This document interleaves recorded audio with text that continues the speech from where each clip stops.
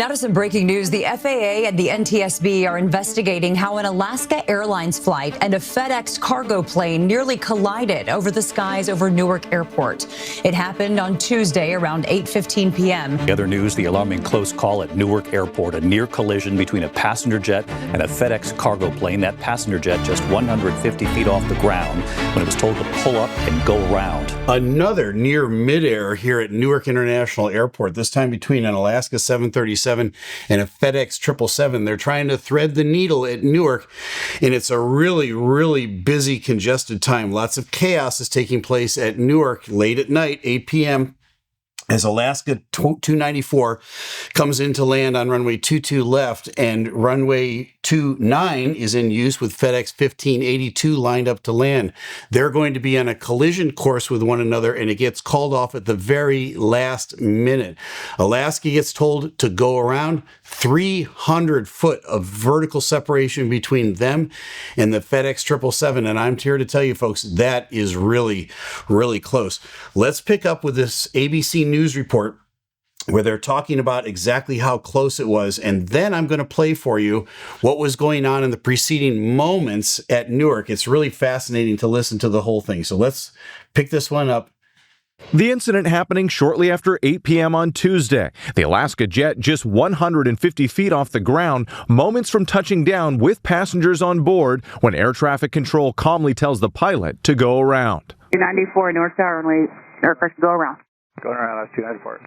Flight radar 24 showing the two aircraft approaching intersecting runways, coming dangerously close before the Alaska jet pulls up and passes over the FedEx plane with just over 300 feet of separation. Okay, just over 300 feet of separation, 325 to be exact is what it was. So what's going on in Newark? Well, they're trying to thread the needle in Newark, and that means there's just too many airplanes coming in at a single time. And I'll talk about that in a minute before we get done, because I've got some suggestions about how to fix these sort of things. But if it seems to you, like it seems to me, like this has been happening more and more, not just at Newark, but at a lot of major airports around the country and around the world, you're not mistaken about that. There have been more near mid-airs in the last probably 12 to 24 months than I recall in my entire flying career. And there's a reason for that. We're trying to fit too many airplanes into too little airspace, and then the air traffic controllers are overwhelmed and they can't keep up with all of it. And so they resort to things like threading the needle. Now, why in the world would they want to thread the needle at Newark? They've got parallel runways there. They could be taking off on runway 22 right and landing on 22 left, and everything is good. Well, there's two reasons that FedEx would want to land on runway 29. Runway 29 is a shorter runway. That's not the reason why. It's kind of a head scratcher because it's a Boeing 777, and they're trying to land on a 6,700 foot long runway when they've got 10,000 and 11,000 foot runways on the 22s. The reason is when they land on the 22s, they've got to taxi all the way back up to the north part of the airport and then go to their hangar. That eats up 15, 20, almost 30 minutes of time sometimes, and they're trying to get her done, right? They're trying to get their stuff done and get their cargo off and get more cargo on and get back out of there. So runway 29, the crossing runway, takes them right over to their hangars. So they basically just taxi right off at the end of that runway, right into the hangar. They start to download the airplane. That's to their advantage. Why would Newark want to land them on 29? To get more airplanes in. That gives them a third runway at Newark that they can use besides the 22s. And so if they can thread the needle properly, they do it all the time at LaGuardia on runway 13 and runway 4. They're constantly threading the needle there with takeoffs and landings. They're trying it at Newark. The problem is they don't do it as much at Newark. And when you get really congested, sometimes it just doesn't work. Now we've got a near midair at a hot spot right there at runway 29 and runway 22. I want to play for you some audio of the minutes leading up to FedEx and Alaska almost colliding at the approach end of the runway. I want you to listen to how busy this controller is at Newark. And this is a typical Wednesday night at 8 p.m. coming into Newark. But listen to this. FedEx 721 heavy turn right heading 100. FedEx 721 heading 100. Airplane number 1. All-Star 356, descending maintain 3000. Airplane number 2. 3000, All-Star 356. United 1981, turn right Airplane heading number 3. 120. 120, United 1981. Lufthansa 412, heavy descending maintain 4000. Airplane number 4. Lufthansa 412, heavy descent and maintain 4,000. United 1560, cross AC good 3, clear for the on whiskey 29, 170 knots. Airplane number 5. Across the Zika 3000, 178, that's clear for the You can hear how busy she is handling all these airplanes. It ends up she's handling 10 airplanes all at the same time coming in and out of Newark. In addition to that, she has to pay attention to the traffic going in and out of Teterboro Airport as well. It gets to be a mess. And so a human being can only handle so much. A radar screen can only handle so much. And so what is the answer to this? What's the relief? All right, for all of this? Well, there's 4 things that can be done that could relieve the congestion into airports and avoid these near midairs and make flying into larger airports like this much, much, much safer. And it's not going to be any one thing. It's probably going to be a combination of all 4. But I want to show you a schematic of Newark Airport. All right, Newark Airport is very typical of a lot of other airports. And in that, it's got parallel runway operations. JFK is built exactly the same way, parallel runways. And in fact, they've got crossing parallel runways, which makes it even more complicated at JFK. But you can see in the upper right-hand corner of the airport diagram, runway 29. That's that 6,700-foot runway that goes this way across your screen. The 22s now are the ones that they use most primarily all the time. If you call a go around on 22 and everybody else is lined up on 22, it's not really that big a deal. If you call a go around as another aircraft is trying to intersect that runway, the timing is critical, right? If you can land one airplane and land another and then land another and land another like that, all right, it all works out. But if the timing gets off because you're distracted by other things, or one airplane's going faster than it should, or another is going slower than it should, you get a converging, intersecting collision course with 2 runways. She called a go around at the last minute. That was good. The system works. The pilots are trained to go around. You just don't want to get that close. You don't want to have to get down to your last resort. Okay, so now what are my solutions for all of this? I think there's 4 things that could possibly be done, and I hope that somebody in Secretary Duffy's office is listening to this, because I would love to have a conversation. I just recently talked to Congressman Troy Nehls. He is the chairman of the Aviation Subcommittee in the House. He and I had a nice conversation about things that can get done with air traffic control to improve it. I would love to have that conversation with Secretary Duffy, just to let you know. All right, number 1 on the list is this: build more runways and airports. Now, that involves a lot of money and a lot of time, and there's a shortage of real estate. And it's not necessarily going to solve the problem, because if you put, let's say, a 4th airport in the New York metropolitan airport area, you're not necessarily going to fix the problem. You might even make it worse. Why? Because along with runways and concrete that you're going to pour on the ground, you've got the airspace that goes on around them, and the New York area airspace is already clobbered. Putting a 4th airport in there is probably not going to help. But you say, well, what about, Miami or, Louisville, Kentucky, or some other airport like that? Yeah, potentially you could. The other problem with that, though, is that real estate is in short supply. There just isn't a lot of places where you can just plunk down a brand new major airport outside of a major city. And so, again, that's the limitation. The real estate is limited, and then you got the airspace around it. It's not necessarily going to solve the problem. It might be, in some areas, the right solution. So that's solution number 1. Number 2 is this: backside of the clock flying. What do I mean by that? Between 11 p.m. and 7 a.m. I told you none of these are a perfect solution, all right? Everybody hates a red-eye. They hate and anything that lands after 11 p.m. at night. And the airlines know that, so they don't schedule flights because people don't want those flights. But there is an open schedule, an open area on the clock. There's only 24 hours in a day, and between 11 p.m. and 7 a.m. there's much fewer flights than there is between 7 a.m. and 11 p.m. at night.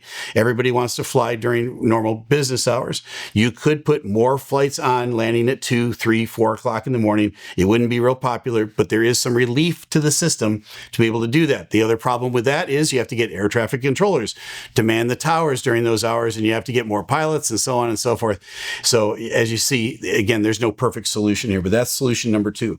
Number 3 is advances in technology, and there are advances in technology being developed all of the time. AI is coming on board and making a lot of things in life easier, doing a lot of things that humans can't do or faster or better than humans can do. However, technology is limited. There's no simple one-size-fits-all technological advance that's going to avoid near midairs in the future and make them a thing of the past. That's not a reality.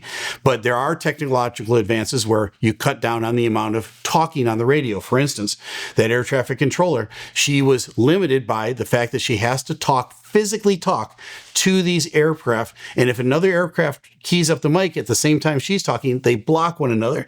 And that all of that time, maybe the 8 to 10 seconds of that transmission gets lost. She's got to figure it out, and she's got to transmit again, and hopefully she doesn't get blocked again. There are texting and CPDLC and all sorts of other systems that are available to send messages to airplanes to limit the amount of talking on the radios. Perhaps that'll solve some of these thread the needle problems in the future, where the air traffic controller can concentrate on separation more so than having to talk to everybody constantly. So that's a third solution, but it's, again, not a standalone solution. The fourth, and probably the most feasible of the four, is one I've been advocating for a long time: fewer flights and larger aircraft. So this goes back now 35 to 40 years. Back in the late 80s, early 90s, when deregulation was really taking effect and the airlines were beginning to expand, the airlines did a lot of surveys of what passengers wanted. The number one thing that passengers wanted was they wanted frequency of available flights. They wanted a flight every hour on the hour all day long so that they had a lot of choices.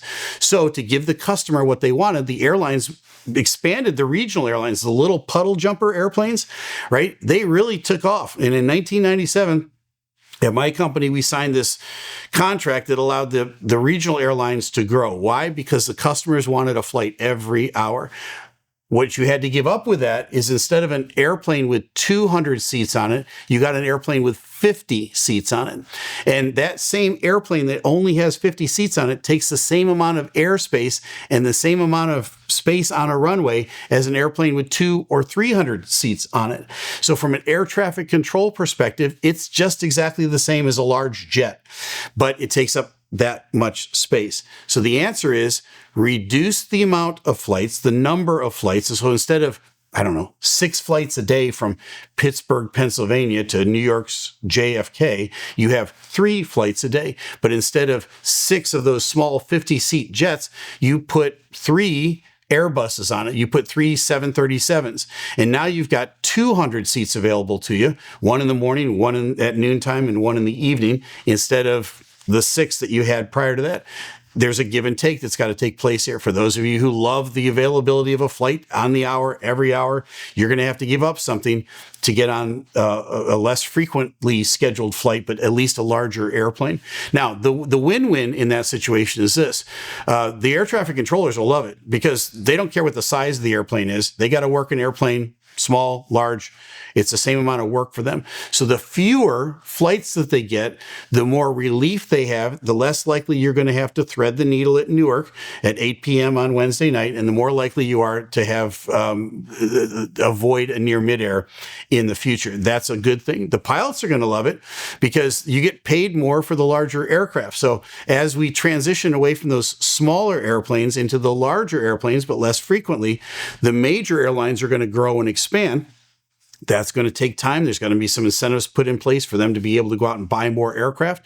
But the pilots in general are going to be in favor of it because, they make more money flying those airplanes. I think overall, for the bottom line of the airlines, they're probably going to be a wash. They're going to make about the same amount of money because they really don't make a lot, if at all, anything on those small regional flights. Those flights are designed to get people to the major hubs so they can put them on the bigger airplanes and fly them over to Europe and those kind of places. But there's going to have to be some give and take. So I think the give and take is it's larger airplanes, less frequently, advances in technology for sure. They're always happening, but incorporate them. Don't just put them on the sidelines. Backside of the clock flying, nobody's going to love that solution, but it is a place where there's some relief in the schedule. And then if possible, build more runways and airports in the communities that can support those things. I would love to have a conversation with decision makers in Washington, D.C. about this. I think it's time to get the heads and the CEOs of the airlines together to say, hey, look, we got to come up with a solution. Why? Because Captain Steeeve has been covering this stuff way too much. There's way too many near midairs that have been happening at the last minute where the air traffic controller or the pilot has to call the shot and say, I'm going around, and missing another aircraft by 300 feet, that is just way too close. That's a disaster. This conversation about these 4 things needs to take place sooner rather than later. Well, now you know. I'm Captain Steeeve. Fly safe. If you thought this was chaos at Newark, you ought to check out one of these 2 videos. There's been a lot of stuff going on at Newark.